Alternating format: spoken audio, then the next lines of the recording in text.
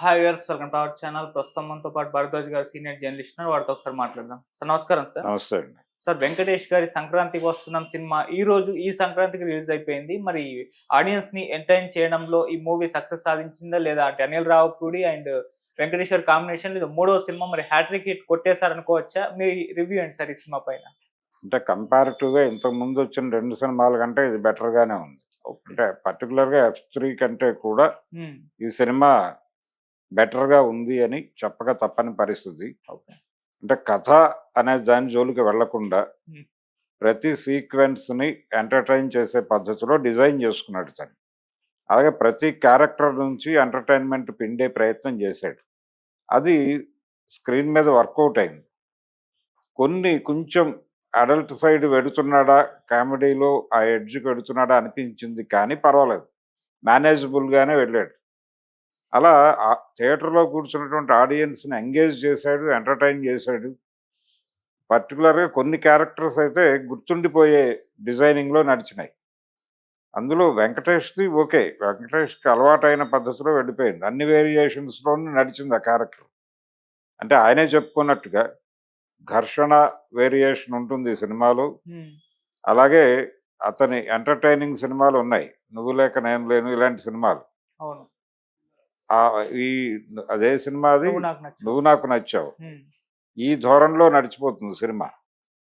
కాబట్టి అన్ని విధాలుగాను, అన్ని విధాలుగాను ఇది వెంకటేష్ అభిమానులకు మాత్రమే కాదు.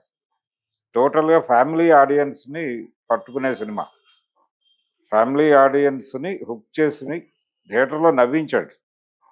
థియేటర్‌లో ఆ వాతావరణం కనిపించింది. అది సినిమా సక్సెస్. అంటే రొటీన్ కథతో ఆడియన్స్‌ని ఎంగేజ్ చేయగలగటం అనేది ఒక గొప్ప ఫీట్. దాన్ని సాధించాడు ఇతను అనిల్ రావిపూడి. రెండోది వింటేజ్ హీరోలతో ఎలా సినిమాలు డిజైన్ చేయాలి. అంటే వాళ్ళ తర్వాత జనరేషన్‌ని కూడా కూర్చోబెట్టాలి.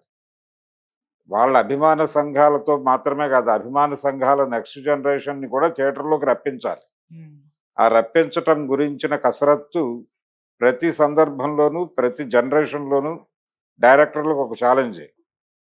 ఆ రోజున ఎన్టీఆర్, ఏఎన్నార్‌లతో సినిమాలు తీయటానికి రాఘవేంద్రరావు గారు, అలాగే కోదండరామిరెడ్డి ఇలాంటి వాళ్ళు ఎంత కసరత్తు చేశారో, వీళ్ళు అంతే కసరత్తు చేస్తున్నారు. అది బాబీ కావచ్చు, లేకపోతే అనిల్ రావిపూడి కావచ్చు. అంటే వాళ్ళ ఇమేజ్‌కి ఇబ్బంది లేకుండా, వాళ్ళ మేనరిజమ్స్‌కి ఇబ్బంది లేకుండా నడుపుతూనే కొత్త ఫ్లేవర్‌లో కథని నడపటం అనేది ఈ వింటేజ్ హీరోలని హ్యాండిల్ చేస్తున్నటువంటి డైరెక్టర్లు పాటించాల్సినటువంటి వ్యాకరణం. ఓకే. దాన్ని పూర్తి స్థాయిలో ఫాలో అయ్యాడీయన. హ్మ్. ఆ ఫాలో అవ్వటం మాత్రమే కాదు, ఔట్ అండ్ ఔట్ ఎంటర్‌టైన్‌మెంట్. ఈ మధ్య కాలంలో కొంచెం ఆయన లైన్ నుంచి పక్కకెళ్ళాడు. 'భగవంత్ కేసరి.' హ్మ్. ఇప్పుడు మళ్ళీ ఇప్పుడు ఆ 'భగవంత్ కేసరినే' చాలా ఎంగేజింగ్‌గా నడిపాడతను. ఎమోషనల్‌గా. అలాంటిది తనదైనటువంటి పద్ధతిలో ఒక ఎంటర్‌టైన్‌మెంట్ సినిమా తీయాలంటే ఏ లెవెల్‌లో రెచ్చిపోతాడో, ఆ లెవెల్‌లో రెచ్చిపోయాడు అనిల్ రావిపూడి. భారీ బడ్జెట్‌లు ఆ గోలలోకి వెళ్ళకుండా సరదాగా ఉంది సినిమా. సరదాగా ఉండటం మాత్రమే కాకుండా సినిమా ఇన్ టోటల్ సెలబ్రేటివ్‌గా ఉంది. సెలబ్రేటివ్‌గా ఉంది అని ఎందుకంటున్నానంటే ప్రతి సన్నివేశంలోనూ అనేక క్యారెక్టర్‌లుంటాయి. అలా గ్రాండియర్‌గా ఉంది సినిమా. అలాగే న్యాచురల్ లొకేషన్స్‌ని కూడా వాళ్ళు అద్భుతంగా డిజైన్ చేసుకున్నారు.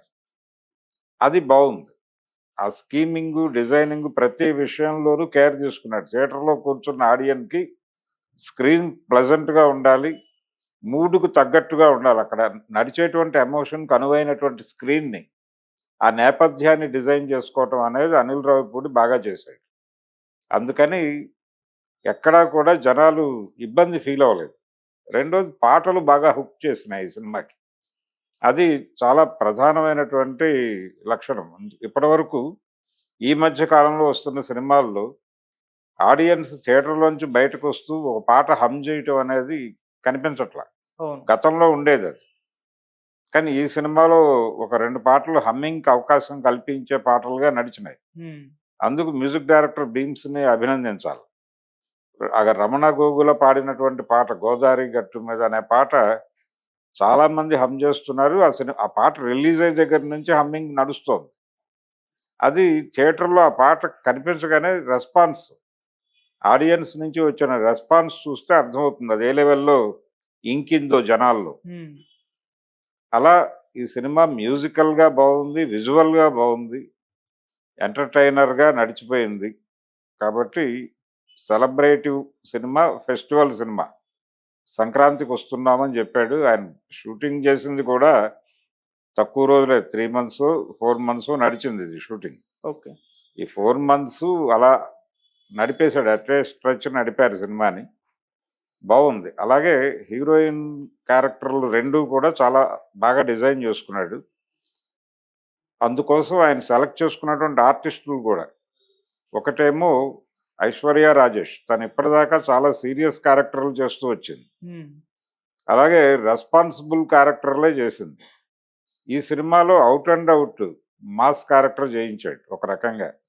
ఎంటర్‌టైనింగ్‌గా నడిచేటువంటి ఒక హౌస్ వైఫ్ క్యారెక్టర్‌ని తనతో ఎక్స్‌పెక్ట్ చేయటమే ఇబ్బంది. అది ఆ మాట తను అడిగాను అని చెప్పి ఒక ఇంటర్వ్యూలో చెప్పింది. నా మీద ఈ క్యారెక్టర్ వర్కౌట్ అవుతుందా అంటే, లేదు నాకు కాన్ఫిడెన్స్ ఉంది మీరు చేయగలరు అన్నారు అని తను చెప్పాడని చెప్పింది ఈవిడ. హ్మ్. అది కనిపించింది తెర మీద.